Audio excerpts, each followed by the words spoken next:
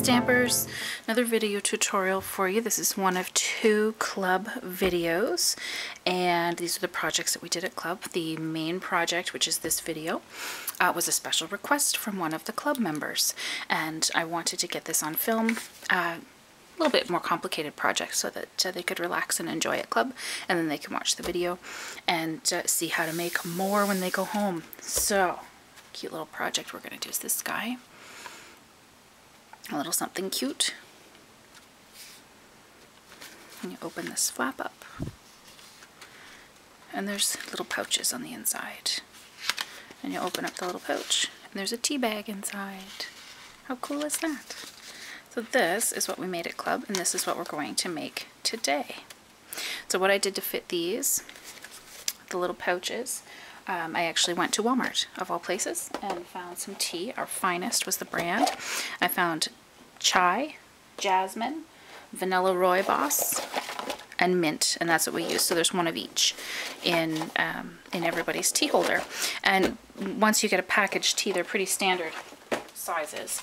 So whether it's a brand name or no name, it's going to fit. I wish it was the steep tea. I'm a steep tea rep as well, and I wish I could have had some of these to put in, but I don't have the pre-packaging like this. I have the bags, and then I would have had to put it in a little Ziploc baggie, which could work, but for the ladies I wanted these to be sealed and ready to go and ready to gift.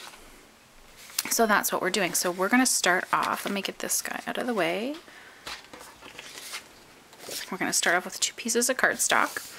And the long piece that you're going to need is 11 by 3 1/4.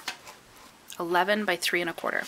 And then you're going to need a little piece, which is 4 by 3. So 11 by 3 1/4 and 4 by 3. Those are your pieces. You can have them coordinating or not. It's completely up to you. And then what I had ready for everybody was the Bohemian cardstock. And we have some pieces here. So you've got your 2, sorry, not cardstock, DSP. We're going to need 4 envelopes. So you're going to need 4 5 by 5 pieces. 4 of those. And I cut all the coordinating cardstock to match so everybody was able to pick their colors. Now all of these pieces are 3 inches. So you need a 3 by 1 3/4, 3 by 1 3/4, 3 by 1 1/4, and 3 by 1. And these are going to be the pieces that fit on the outside to decorate your box, so those can just go away for now. And with this, I know there's 4 of these. I'm going to show you one in the video because I'm sure many of you already know how to use the envelope punch board. You're going to want one of your 5 by 5 pieces. You want the 2 3/8 mark for your envelope. So you're going to score and punch, and then you're going to follow the score line and punch. I have a video on the YouTube channel that you can go check out, the envelope punch board. I'm just going to do one of these in the video so you can see what I'm doing, and obviously same procedure for all 4. Easy peasy. So our little envelopes are done. And you're going to notice, once I hold it up for you, that we've got, it's rectangular. It's longer than it is wider. So when you're folding these guys up, you want them standing tall. So they're the widest part or the longest part goes up and down. And what I did for this little guy was I just used a bit of my fuse on the back end here. The humidity is really sticking my fuse. The adhesive strip is getting really ornery. But I closed up the bottom and I left the top open for now. Okay, so you're going to do 4 of those. So taller than it is wider, and that's how it's going to fit in your little holder. Now for this guy,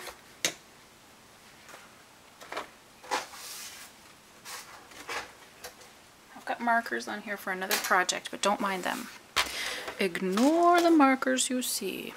We're going to go for our big piece of cardstock along the long side, and you're going to score it 3 1/2, 4 3/4, 8 1/4, and 9 1/2. 3 1/2, 4 3/4, 8 1/4, and 9 1/2.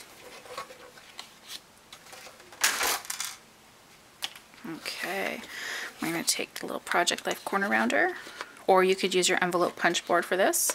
We only had one corner punch at club, so the ladies were using their envelope punch board to round all their corners on everything. Works like a charm. Gotta love that tool. If you don't have one, get one. They're awesome. So I've rounded all my corners, and now I'm going to go through and I'm going to score, or burnish all of my score lines, I should say.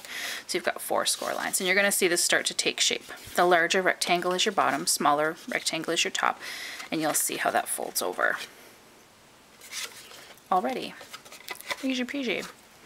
And you can take these, and the 1 inch fits on the top, the 1 1/4 inch fits here. We're going to want to corner around that as well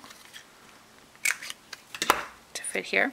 And then this guy's going to go on the bottom here, because that'll flip over to be the front. I'm just going to use some regular snail for this. And you could use a piece for the back if you wanted. I was telling the ladies at club, when I was getting these all prepared, you can get 2 of the bases out of a sheet of cardstock, and then you'll need some extra cardstock to cut those. Then with your DSP, you need 4 5x5 squares, and all of these little pieces here, I actually made out of the scraps from cutting these 5x5s. So it was roughly 1 sheet of DSP per person. There we go, look at that, matches up. I planned it that way. At least that's what I'm going to tell everybody.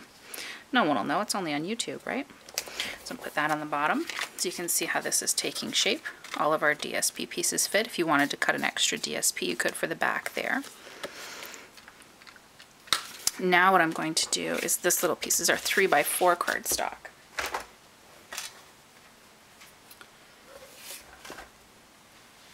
My little markers fell out. Okay, and again, I've got markers up here for another project. Pay no attention. We are going to score this all over the place. So you're going to go, there's a longer side, there's a 3x4. You're going to go on the 4-inch side, and you're going to go at half, 1, 1.5, 2, 2.5, 3, 3.5. So 1/2 inch all the way across. Half 1, half 2, half 3, half. Done. Okay. This was the tricky part. Once you get the visual, I think you're good to go.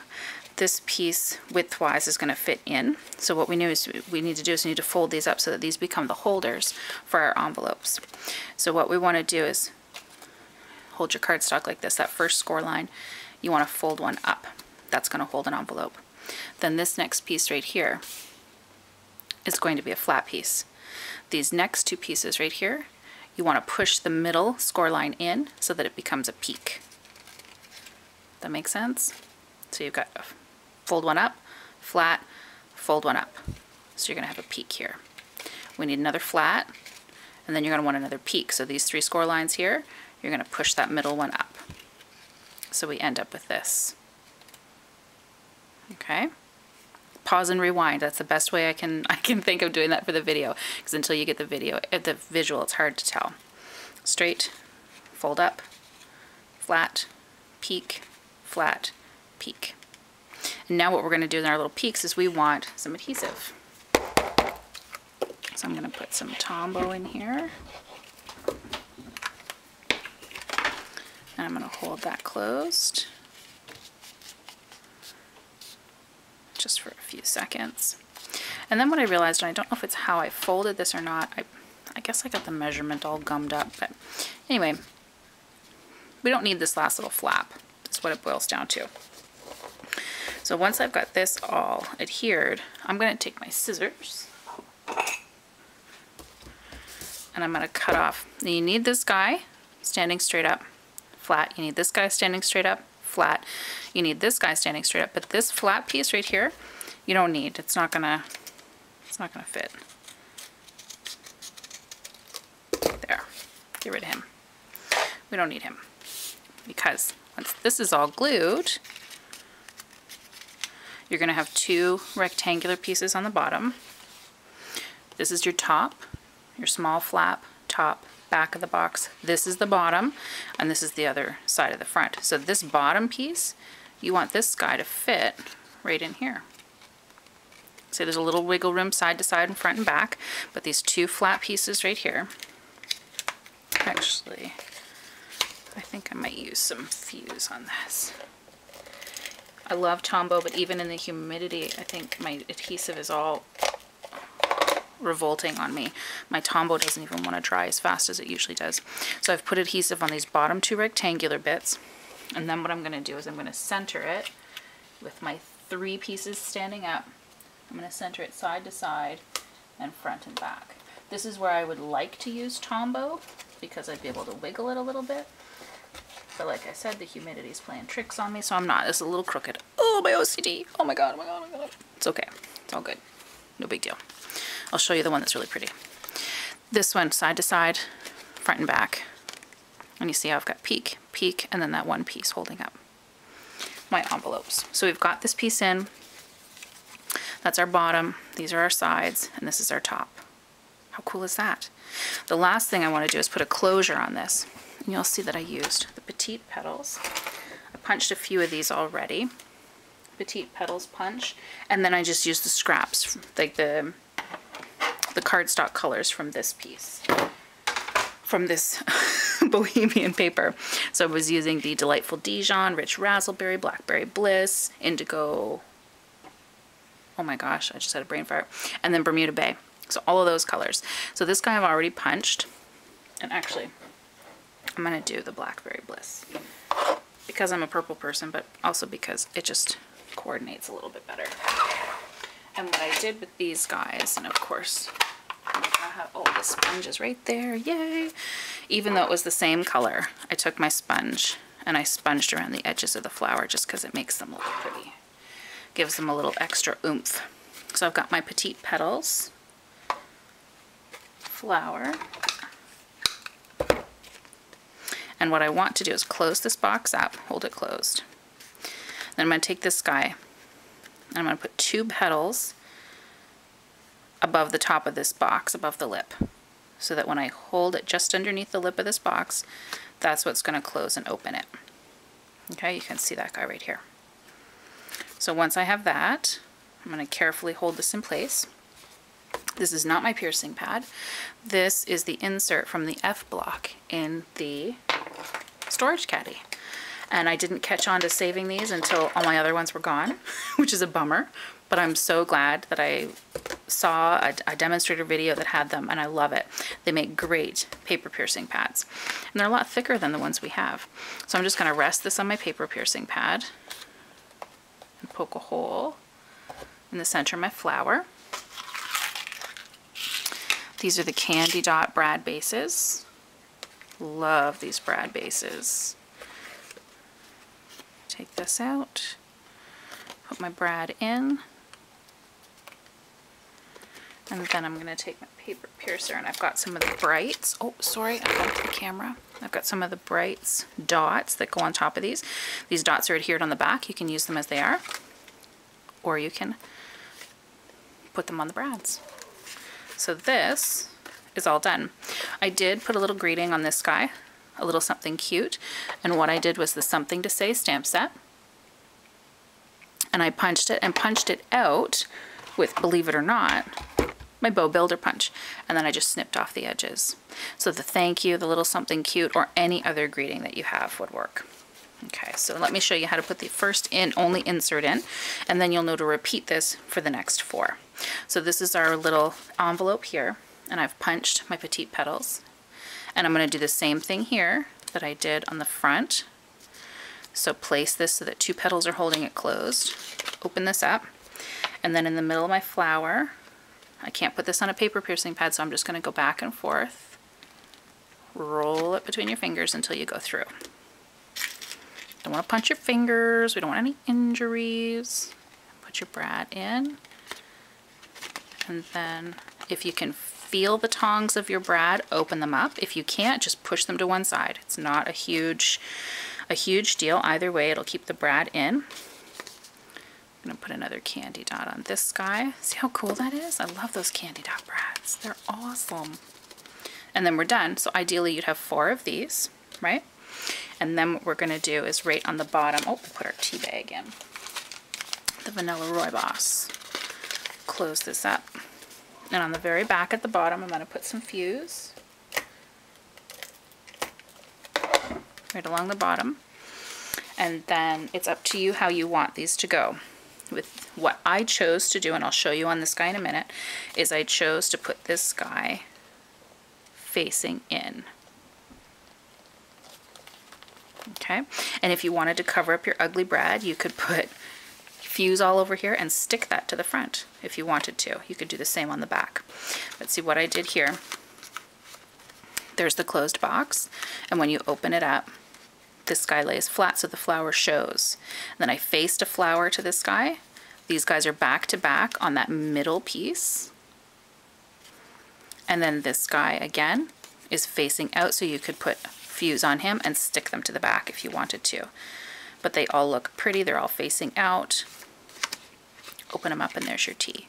4 envelopes go on the inserts. How cool is that? There's your stand-up insert. So this one goes on the inside, back and front, and then inside. And then you can glue those down. Super cool tea holder. Great for stocking stuffers, little gifts. I know, stocking stuffers. We're only like 18 weeks, I don't know how many weeks away from Christmas. Can't believe I'm thinking of stuff like that, but I am. Makes super cute gifts, little pillow gifts, any kind of gift. A just because gift. A little something cute, just because. Go forth and create. Make your own tea holders. And happy stampin'!